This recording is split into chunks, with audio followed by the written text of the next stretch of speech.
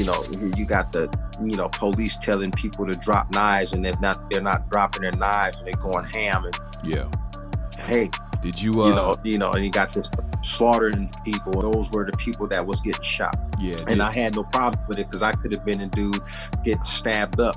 Judge Darlene Shump sympathized with his past, but ruled his future would include a 12-year prison sentence. Music and drama at the House of Blues. A Bone Thugs and Harmony concert cut short after sheriff's deputies bust a member of the group. Stanley House, also known as Flesh and Bone, now behind bars. They hit you with that. What was, what I'm saying? Because prior to that, you had never really served a long stretch. When they hit you with that, what was the feeling? It was like, it was that whole wave of remorse, but it was like, whatever. And you had to brush it off like that. For a while, Flesh and Bone was really acing his career, signed under Eazy-E's label and working with some of the greatest in the game. I mean, he even got recognized by the Grammys for having the best vocal amongst his group. But then he would be sentenced on some charges, and that's where things took a drastic turn. Judge Darlene Shump sympathized with his past, but ruled his future would include a 12-year prison sentence. While in jail, Flesh encountered a bucket load of ordeals, from always being targeted for his celebrity status. They was pressing me thinking that celebrity was a gateway to soft time. Yeah. They thought that was soft. They thought that was the gateway to being allegedly stabbed during some of the bloody feet fights. You got the police telling people to drop knives, and they're not dropping their knives, and they're going ham. And yeah, hey, did you and you got this slaughtering people, and those were the people that was getting shot. Yeah, and I had no problem with it because I could have been a dude getting stabbed up. To even in the end, supposedly losing it all. His group, his label, everything after he completed his sentence. Flesh's journey was marked with a lot of sad turns. Word flying around then was that one of those things that contributed to his fate was the AB he experienced as a child from his mother, who was a D addict. Dope early, man. I was selling dope at 12, 13, 14. I'm doing whatever. This would make Flesh develop habits like AB of alcohol and anger issues, which caused him to take dangerous decisions. He would be caught between many criminal activities, from allegedly threatening to off his neighbor. What happened with the neighbor? Because they said you pulled a gun on the neighbor? To his spouses, to even going as far as being in possession of some terrorist weapons. Improvised explosive device plus an AK-47 rifle, which is illegal in California, and a stolen shotgun traced back to the 1991 Rodney King riot. Imagine how intense his story goes. Now, let's unwrap this story. Born on June 10, 1973 in Cleveland, Ohio, Flesh and Bone is known as one of the 5 members of Bone Thugs and Harmony, one of the most iconic rap groups of all time. The group, formed in 1991, includes Bizzy Bone, his stepbrother, Wishbone, his cousin, Lazy Bone, his biological brother, Crazy Bone, a close friend, and of course, Flesh and Bone himself. They all grew up in Cleveland, struggling with poverty and practicing their harmonies while hustling on the street. Yeah, my mom was on dope early, man. I was selling dope at 12, 13, 14. I'm doing whatever. In 1993, they took a leap of faith and moved to Los Angeles, hoping to turn their passion for music into a career. Their big break came when they auditioned for the late rap legend Eric Eazy-E Wright, who signed them to Ruthless Records almost instantly. The group dropped their debut EP, Creepin' on Ah Come Up, in 1994, featuring the smash hit Thuggish Ruggish Bone.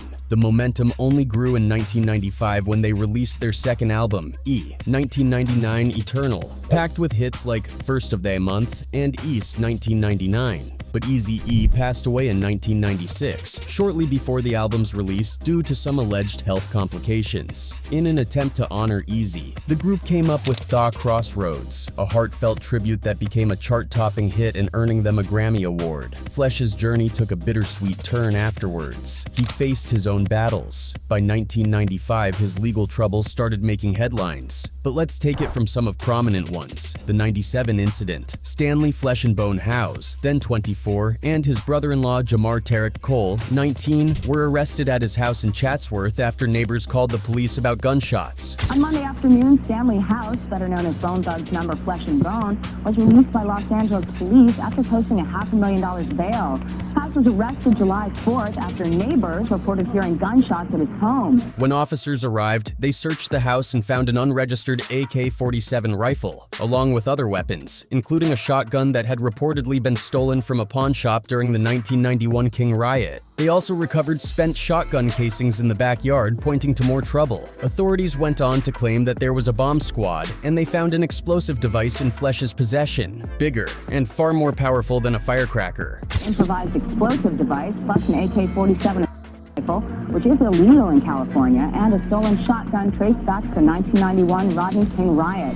The LAPD described it as extremely dangerous, especially for a residential neighborhood. Less than 5 days later, after the report was made, Flesh N allegedly threatened to off the neighbor who lodged the fireworks-related complaint. Flesh allegedly climbed onto his roof, exposed himself, and threatened to off the man and SA his wife. He and his brother-in-law were later hit with felony charges. Both Howes and Cole spent that holiday weekend in custody at the LAPD's Devonshire station, then appeared briefly in court later that month. He was sentenced to 49 days with an additional 42 days for violating probation after he pleaded no contest to possessing an explosive device and making a terrorist threat. After posting a $500,000 bond, Flesh was released. Cole's bail was reduced to $95,000, though he had to serve 2 more days in jail for an unrelated traffic violation. Flesh's lawyer, John K. Pearson, called the lowered bail for Cole a positive sign. But as for Flesh's legal troubles, they were far from over. 2 years later, on December 26, 1999, Flesh faced even more serious accusations. He was charged with pulling an AK-47 from a baby crib, loading it and pointing it at Terrence Vickers while Vickers and his brother were visiting Flesh's apartment. The incident escalated as Howes allegedly chased the 2 men out of his home with the loaded weapon. He was arrested. And by September 2000, Flesh and Bone was sentenced to 12 years in prison with an AK-47 and for being a felon in possession of a firearm.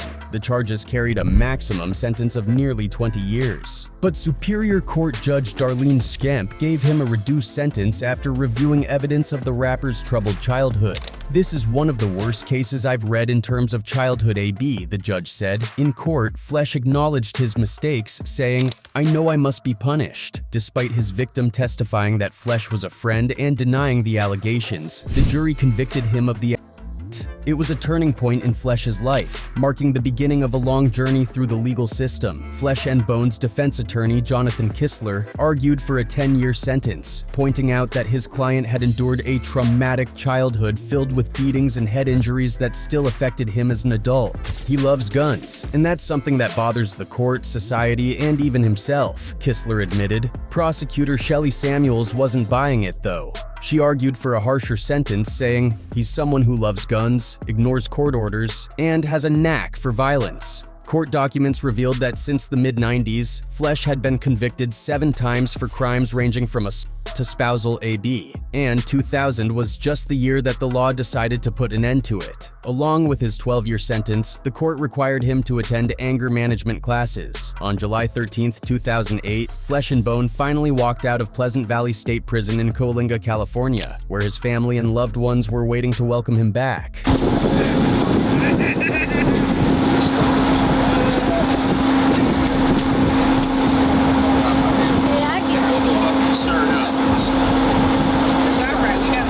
Things looked hopeful at first. He reunited with the rest of Bone Thugs and Harmony, and they were already working on dropping a new album. But it seemed like some of the habits from his past were still lingering.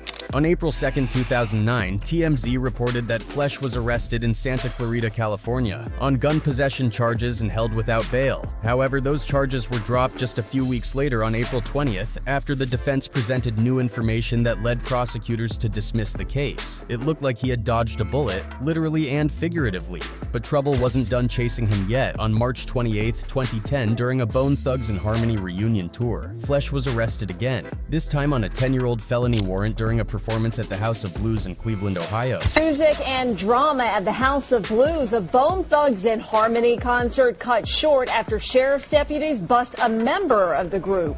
Stanley House, also known as Flesh and Bone. Thankfully, he was released 5 days later and the charges were dismissed. Finally, Flesh was a free man. With his crew back together, it seemed like they were ready to refocus on making music. In recent interviews, Flesh didn't shy away from talking about his past and the incidents that led to his lengthy prison sentence. He admitted that there was some truth to the rumors surrounding him. For instance, the dynamite incident was real and happened years before any of the other incidents. Then, the shooting at a neighbor on a roof? That was another true story. So many incidents, all of those incidents had the ring, a slight ring of truth to it. Okay. Because the dynamite, all of the was actually M80s. The neighbor on the roof. There was even an incident in 1998 that barely got talked about, of which he served time for, but it was the 1999 event, the infamous AK-47 in a baby crib, that ultimately sealed his fate. Another incident in 1998, but the incident that happened in 1999 is where I just had an AK-47 in a baby crib. Reflecting on it, Flesh explained that the 1999 situation started when people at his house were getting out of line, gangbanging and disrespecting him and his folks. He asked them to leave, but when they wouldn't listen, he grabbed his AK-47 and cleared his house out and asked them to get out. I pulled it out and cleared my house out because I had people in my house that was annoying me.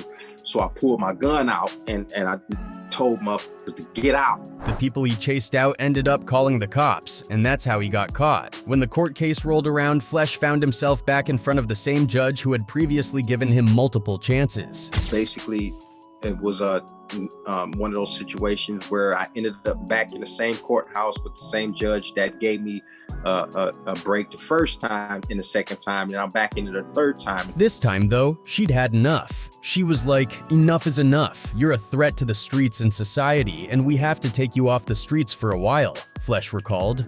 Enough is enough. You're a threat to the streets.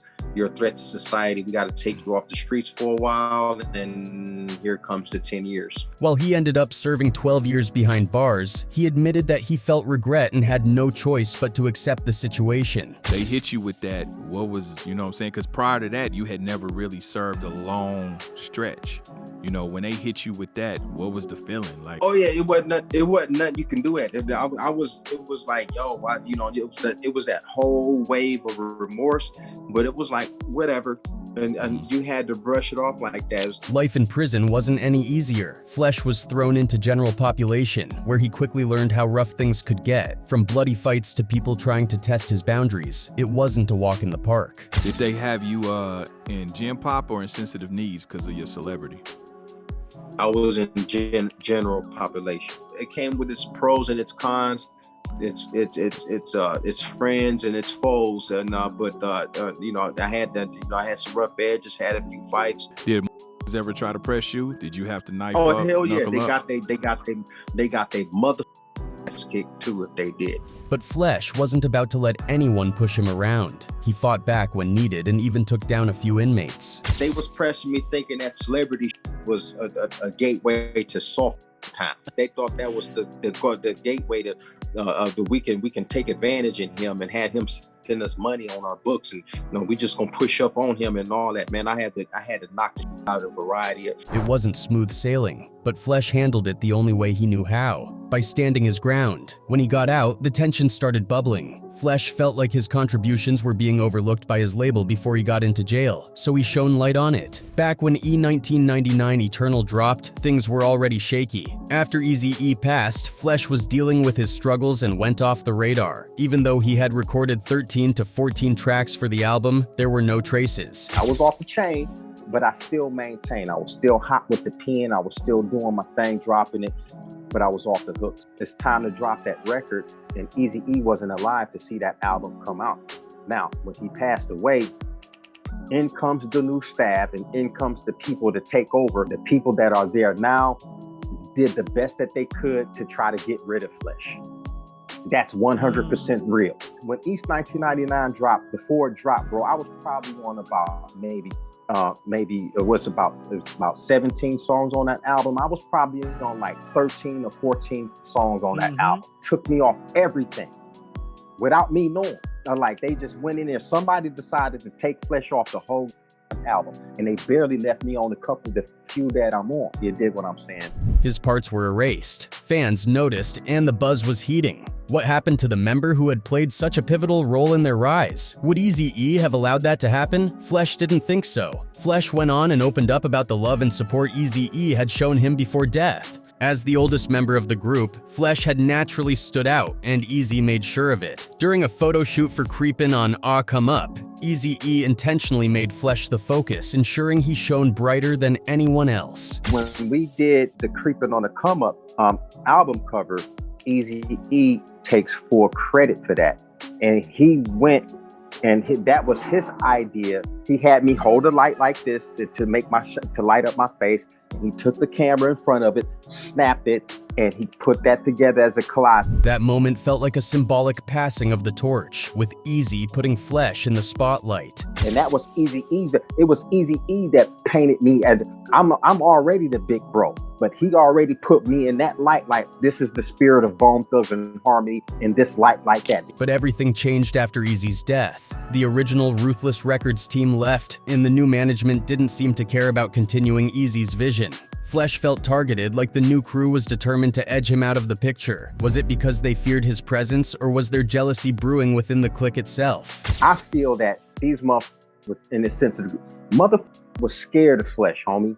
They were scared of Flesh. He was the only that was like cool, was like that can handle and that can deal with Flesh. Years later, Lazy Bone made a statement that got people talking and wondering about what really went down. Could someone within the clique have envied Flesh enough to push him out? It's a question that still hangs in the air. Lazy went on to share an interesting tidbit about the dynamics within the group, revealing that Busy Bone was often impatient and very focused on the money. At a time when the group was already dealing with internal battles, Lazy was trying hard to hold everything together, but the others, it seemed, weren't on the same page. Busy seemingly was very vocal, and it seemed like he wasn't on the same page that you was on in terms of, okay, let's just make it work, let's keep moving forward. Busy's like that.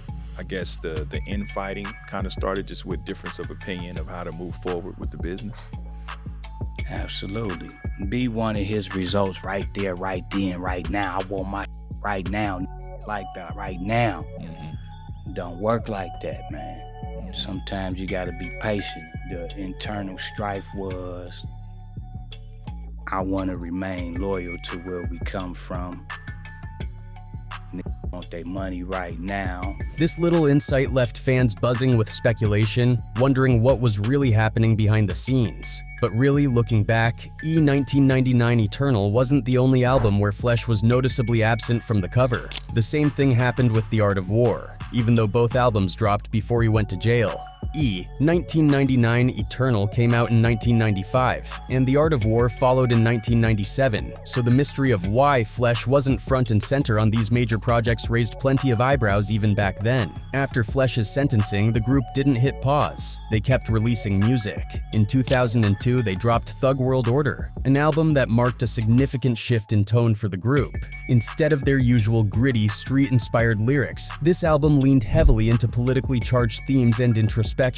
Gone were most of the violent narratives that had once defined their sound. Instead, many of the tracks focused on the group's own journey and struggles. But interestingly, leaked tracks that didn't make it onto the final album painted a much darker and rawer picture, showing that the group had been experimenting with contrasting ideas during production. Thug World Order debuted at number 12 on the Billboard 200, and the singles it produced had mixed success. The first single, Money Money, set the tone, while the second, Get Up and Get It, featured the R&B group 3LW and added a lighter vibe. The third single, Home, stood out for featuring Phil Collins, with him singing a part of his classic track Take Me Home. It gained traction on the Rhythmic Top 40 chart, and even made waves in international markets like the UK. However, this period was also marked by more turmoil. Busy Bone was officially kicked out of the group in January 2003, leaving Crazy Bone, Lazy Bone, and Wishbone as the only active members. To make matters more dramatic, Thug World Order ended up being their last album with Ruthless Records, closing a major chapter in their career. By 2006, the group, now a trio, had shifted gears again. They released Thug Stories under Coke Records, marking their 7th album and the first full-length project they recorded without Busy. It was also the first time they had worked as a trio since an internet-only EP, Bone for Life, dropped in 2005. With Thug Stories, the group embraced a more mature sound, stepping further away from their thug persona and leaning into their harmonic roots. The album debuted at number 25 on the Billboard 200 and took the number 1 spot on the Independent Albums chart, selling 38,000 copies in its first week. On May 8, 2007, Bone Thugs-n-Harmony made a huge comeback with their album Strength and Loyalty, originally set to be called The Bone Thugs Story. After almost 5 years away from the spotlight, this was their chance to reclaim their place in the industry, and they didn't disappoint. The album launched under the Interscope Records imprint, Full Surface Records, and made a splash right out of the gate, debuting at number 2 on the Billboard 200 and snagging the number 1 spot on both iTunes and the Billboard Urban Music charts. This project was stacked with big-name collaborations. It featured guest appearances from Mariah Carey, The Game, will.i.am, Akon, Twista, Bow Wow, Yolanda Adams, and Felicia. The production roster was just as star-studded, with Swizz Beatz serving as executive producer alongside contributions from Akon, Pretty Boy, DJ Toom, Jermaine Dupri, and will.i.am. The album's lead single, I Tried, became their first top 10 hit in a decade, climbing all the way to number 6 on the Billboard Hot 100. While the second single, Lil Love, didn't quite hit the same heights, Strength and Loyalty still managed to secure a gold certification from the RIAA, marking another milestone for the group. The same year, the group dabbled in storytelling through film. They starred in a semi-autobiographical movie called I Tried, directed by Rich Newey. The film posed a what-if scenario, imagining what life might have looked like for Bone Thugs-n-Harmony if Eazy-E hadn't given them their big break. Lazy, Crazy, and Wish played themselves, adding an authentic touch to the narrative. That year was also a big one for accolades. They snagged the American Music Award for Favorite Rap/Hip-Hop Band, Duo, or Group, a testament to their enduring impact on the genre. In November 2007, fans got a nostalgic surprise when Ruthless Records released Thugs, an album filled with previously unreleased and remixed tracks from the BTNH Resurrection and Thug World Order sessions. Though the songs were old, they came with a fresh twist. New beats, reworked production, voice manipulations, and even updated titles. The album's only single, Young Thugs, got a new music video featuring Crazy, Lazy, Busy, and Wish, giving fans a chance to reminisce on the group's earlier vibes. Around the same time, whispers of a full Bone Thugs reunion started circulating. Lazy Bone confirmed that he and Busy Bone had finished Bone Brothers 3, fueling speculation about a long-awaited reunion of all 5 members. Crazy Bone even hinted in an interview that everyone wanted it to happen, though record label politics were getting in the way. Despite the hurdles, the reunion finally came to fruition. On May 4th, 2010, the group dropped Uni 5, The World's Enemy, their first album with all 5 members back together. Released under their own label, BTNH Worldwide, and distributed by Warner Brother, the album marked the return of DJ Unique, a longtime collaborator who had been absent during Strength and Loyalty. DJ Unique was the mastermind behind some of their biggest hits, like Thuggish Ruggish Bone and Thought Crossroads, so his return was a big deal. The album featured singles like See Me Shine, with J Rush and Life Jennings, Rebirth, featuring Thincy from Mo Thugs, and Meet Me in the Sky, which dropped on March 22nd. Since then, though, the members of Bone Thugs-n-Harmony have gone their separate ways, each pursuing their own paths. Flesh in particular has kept a low profile, choosing to live a quieter life away from the spotlight. It seems that, after all the ups and downs, he's found a way to step back and focus on his own peace, letting the legacy of Bone Thugs-n-Harmony speak for itself.